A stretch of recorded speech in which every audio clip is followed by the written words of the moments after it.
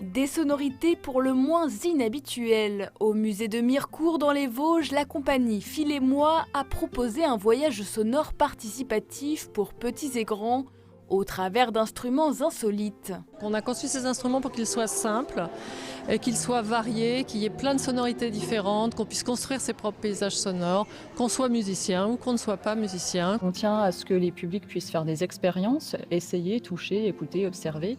Là, c'est un format pour les vacances qui convie les familles, donc les petits, les grands, tout le monde peut essayer et c'est assez convivial. Bois, bol tibétain ou encore bout de métal, pour la compagnie, tout est propice à la création sonore. Objectif, faire découvrir de nouvelles pratiques musicales aux participants. C'est des instruments qui n'existent pas. C'était l'occasion de lier le musée et puis un atelier un petit peu original. Je découvrais un univers musical, puis ça met aussi un visuel sur des sons qu'on peut entendre dans les films. La créativité qu'il peut y avoir derrière, d'inventer ces instruments et de faire ces sons, et je trouve ça magnifique, moi. Je trouve ça émouvant. Un atelier ludique et créatif qui s'est conclu par un concert donné par les artistes.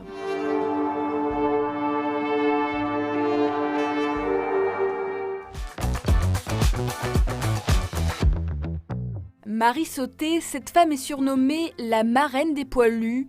Durant la Première Guerre mondiale, la Messine et son mari ont envoyé de nombreux colis aux soldats. Des pastilles Vichy, des pastilles Foscao. Elle a collecté beaucoup de tabac pour que les soldats puissent décompresser, avoir des moments de plaisir. À l'occasion de la Journée internationale des droits des femmes, Marie Sauté est mise à l'honneur à l'Eurométropole de Metz en Moselle.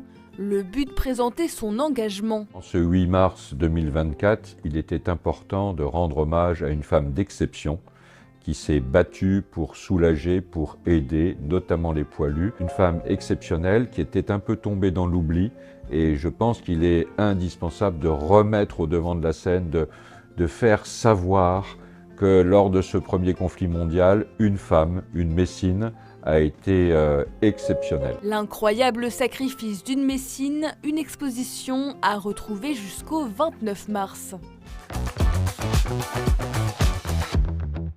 Verre en plastique, clous, vis, Pepo Salazar Lacruz réinvente les objets du quotidien.